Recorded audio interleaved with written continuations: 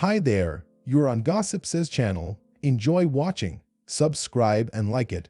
It's growing our community. Story 1. OP's parents kidnapped her and held her hostage at their home after a major car accident. So, this is my first post ever on Reddit. This might be a little long, but there's a lot of backstory, so sorry. I got divorced mid-last year 2020. I started dating my current boyfriend, who is an absolute sweetheart. We both have a medical background working as paramedics. When we first started talking, he exaggerated when he had been working at the ambulance company. Yes, it was kind of a lie, but what he said was he was still working there as a full-timer when he was really on a volunteer status for some time. Kind of stupid, but not the end of the world, at least I don't think so. In January, my boyfriend had to go to the ER for some pretty nasty bleeding ulcers and was subsequently admitted.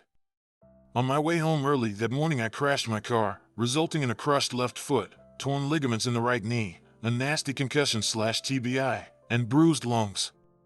Somehow my parents found out that he had exaggerated his employment with the ambulance company, and I think they may have blamed him for my car accident. I ended up being in the hospital for about a week, undergoing 2 surgeries for my foot, and finally being able to get discharged home. A lot of this time frame I don't remember because of my concussion, but I do remember some snippets. I remember my boyfriend coming and visiting me, helping me bathe, get up to use the restroom, which is incredibly hard with both legs not working, and so on, making sure I was comfortable and everything. My mom would come and visit me a couple of days during this time period and started telling me that my boyfriend was lying to me about a lot of random stupid stuff, and started planting these lies in my head when she knew I was compromised mentally. My boyfriend and his 2 kids had been living with me and my daughter up until this point. I initially wanted to come home to all of them for my healing process, which is still ongoing almost 5 months later. My parents barged into my apartment and kicked him and his 2 daughters out of my apartment, telling my complex that I wanted them out and I had specifically asked them to take care of it. I did no such thing. Since we were in the process of adding my boyfriend and the girls to my lease, this ended up in a near eviction for me and I had to go to my parents to rehab, a whole nother story, but it was hell. My parents had me block my boyfriend, and I didn't get the chance to see him again until nearly 3 weeks after I was released from the hospital. At which point I was able to talk to him and clear up all the lies my parents told me he had fed me. I realized that they had been the ones telling me lies. Now my parents have been assisting my boyfriend's soon-to-be ex-wife. They have been in the process of divorce for over a year, getting false protection orders against him, and trying to get his kids taken away from him. At first, I was wavering on who I stood behind, but my parents had started coming to my apartment, stalking me and my boyfriend, making threats against his life, and overall making it to the point where I don't feel safe in my own home because I just don't know when they're going to show up and demand me to hand over my daughter, threatening to go to my ex-husband to try and get my custody taken away, and so much more. I have since cut them out of my life, blocking their numbers from my phone, and making sure they have no contact with my daughter. But I still feel terrible completely cutting them out. Am I doing the right thing? Someone, please tell me this is the right thing, or I'm being a total asshole either way. Sorry for the long threat. I tried to put as much context in as possible, but I've never done this before. Update: I, 32F, was in a major car accident in January of 2021.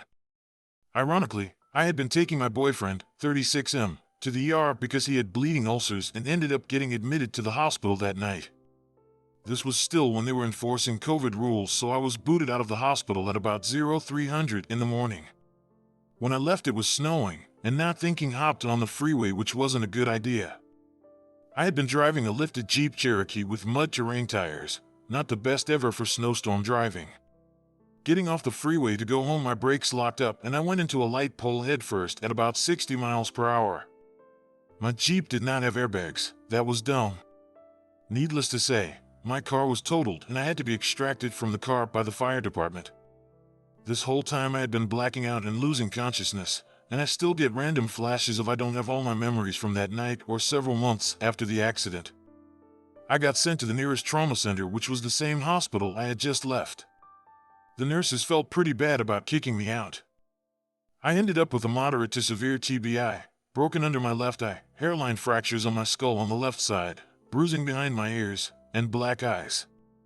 I had also cut open the inside of my mouth, had multiple lacerations all over my face. I broke my driver's side window with my face, broke and bruised some ribs, had hairline fractures in my spine, broke my right wrist, my right knee and my left foot, which required 2 surgeries, and I still need approximately 3 more. Needless to say, I was not doing great. I had recently gotten divorced the previous year and think that my entitled parents decided that my accident was my boyfriend's fault. I had to stay in the hospital for a total of 12 days, in which case the mild family drama exploded into a severe family inferno. As I got closer to being released, all I had wanted to do was go home to my boyfriend and our kids. He had 2 previously, and I had 1. My entitled mother decided that wasn't what she wanted. On the phone we sound almost identical. The whole time that I was in the hospital, she had been getting on the phone and impersonating me to my apartment complex management. Even going as far as calling the cops to get my boyfriend and his 2 kids removed from my apartment. They were not on my lease yet. My EM also forged my signature on hospital paperwork and made up a story about how my boyfriend was abusive to me and got him banned from seeing me at the hospital. Again, forging my signature and writing a letter stating I didn't want to see him. This whole time I was still suffering from the effects of my TBI and was delirious from the combination of pain medications and brain fog from my head injury. EM even had the locks changed on my apartment without my consent. When I finally was released from the hospital, I was in a wheelchair because of my broken foot that had just had 2 plates and 10 screws surgically put in to hold it together, and an ankle-to-hip brace on my other leg from my knee being broken. I requested to go home to my apartment, but again EM played it that I couldn't go home because I had a 2nd-story apartment and couldn't take care of myself. So I got sent to stay at my parents' house, against my will, an hour away from home because EM wanted to make sure that I wasn't going to let my boyfriend come back to my apartment. I spent almost a whole miserable month there. EM refused to take me home even after I got crutches and was able to bear some weight. Initially, they refused to even go get my crutches from town because they didn't want me to have more mobility. Eventually, it got to the point where I had a friend come and pick me up from EM's house so I could go home because they kept refusing to let me go. As I gained clarity in my mind and was taken off the intense pain medication, I was able to start rectifying the situations that EM made a huge mess of in my life, but I'm still trying to recover in some areas. I didn't find out until much later when medical bills started coming and that EM had called my boyfriend's health insurance company, impersonating me, and had me removed from his insurance. It took months of calling and badgering and footwork on my part to get the situation figured out and have the insurance pay for what they were supposed to pay for. It almost caused me to go bankrupt. At the same time, EM signed me up for minimal health insurance coverage through the state that I had no idea I was enrolled in until I got a bill later stating that I back owed fees. Needless to say, I eventually completely cut both EM and my father out of life after finding out how much they tried to control and how much they messed my life up. I ended up getting protection orders after they tried to break into my house, stalked me, and sent family and friends over to harass me. This whole incident was the straw that broke the camel's back. There was quite a bit of retaliation on their side that threw my life into a total tailspin ever since, but I'm sticking to my guns and not backing down. Update: wow! I'm a little overwhelmed with how fast this post exploded yesterday. I was definitely not expecting that. I tried to keep up with as many comments and replies as possible, but I figured this might be an easier way to answer the questions that have been thrown at me. But first off, I definitely understand those who are skeptical about my post. It's more than a little bizarre, and I'm probably not the best at describing some of the situations. But I seriously appreciate all the great advice that has been given, and I'm looking at some of the other options listed in the comments as well as what I'm already doing. I think the easiest part for me to clear up is the questions about the insurance and my EM getting me off of the insurance I had with my boyfriend and putting me on the state insurance without my or my boyfriend's consent. As an adult, I can call in and cancel my coverage at any time, with or without the policyholder's knowledge. There doesn't need to be a major life change in order to be taken off of a policy, usually just to get new insurance coverage or add someone to insurance. All my EM needed was the insurance information, and access to my information as well as his, which she did. She already had all of my personal information, including my SS number and my insurance information. This is how she signed me up for insurance coverage through the state as well. As some of you speculated, I'm sure it had something to do with the financial control she could exert over me as well as trying to totally get my boyfriend out of my life. But honestly, I will probably never get the real answers to that. The reason why I didn't get the hospital bills immediately is a pretty easy explanation. First off, my car insurance coverage included medical bill payments as well up to a certain amount of money. At first, Going through the billing process, the hospital, orthopedics, anesthesiologists, ECT had to send their bills through my car insurance first and then through my health insurance. I'm not 100% sure how that all works exactly, but I do know it was a mess, and it took multiple tries to explain to all the doctors what was already paid out, who got what money, and the next insurance to the bill. As well as it took weeks for them and myself to realize that while I was in the hospital, the insurance I went in with got canceled mid-hospital stay. So bills got sent out to the insurance I had to my boyfriend, which was followed by confusion from the hospital, insurance companies, and myself trying to figure out when it got cut off, what was covered, and what exactly happened. This takes time. It doesn't happen overnight. My EM did tell me eventually what she had done with my insurance and how she changed it, but by that point, it was too late and I was scrambling to try and rectify the situation and get as much covered from my hospital stay as possible. Even doing that, I still owe nearly $50,000 in medical bills. For those who had questions about how I had gotten on his insurance in the first place when he started the job, he had the insurance from which we had qualified as domestic partners because of how long we had been living together and how long the relationship had lasted. For everyone wondering if we went to the cops, or are filing charges, or anything along those lines, it's a very long story, but yes, we are. I have a very good lawyer, who actually represents myself and my boyfriend.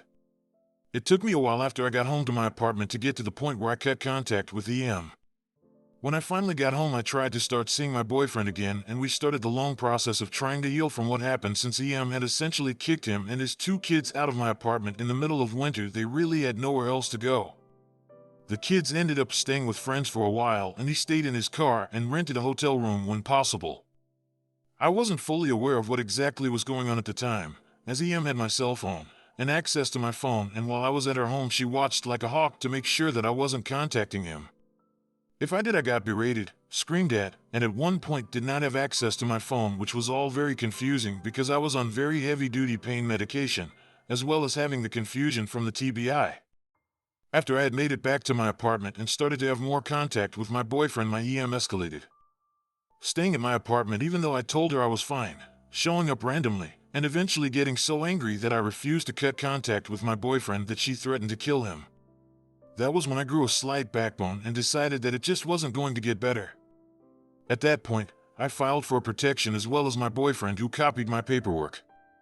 When the first protection orders got dropped because we didn't have enough evidence, she had gotten a lawyer at this point, but we did not because we couldn't pay for a retainer, and this was before I had gotten smart enough to install cameras and a call recorder on my phone.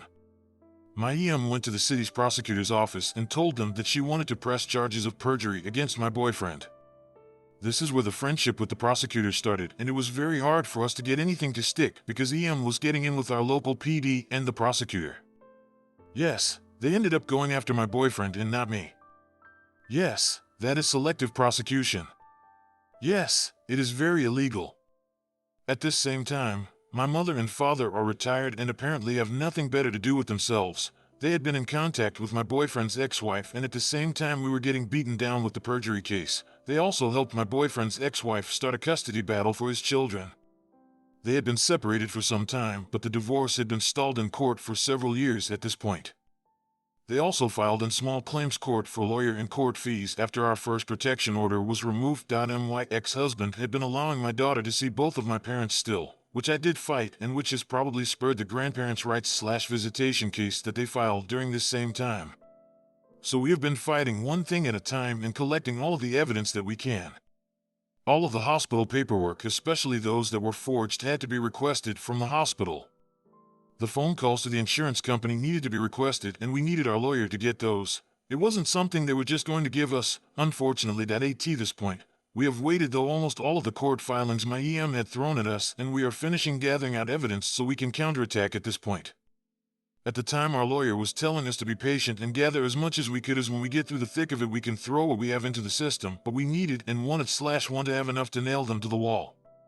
From here, there will be counter lawsuits, both jointly between myself and my boyfriend and separate lawsuits. As well as submitting what we have for the identity theft. It's a very long process, and it takes a lot of time, effort, and money to get things moving. For those of you wondering if me and my boyfriend got back together and how that is going, yes, we did get back together. It didn't take long for me to start realizing what was happening when I wasn't being given the heavy narcotics and my brain started the healing process from the TBI. It did take time for me to wade through everything that happened and try and recall memories. We did get back together, found a new place and moved back in together with his 2 kids and my daughter. We have had some hard times and of course, we are both a little damaged from the whole process, but we both have counseling and are doing well. I hope this helps explain and expand on the questions everyone has been asking in the comments.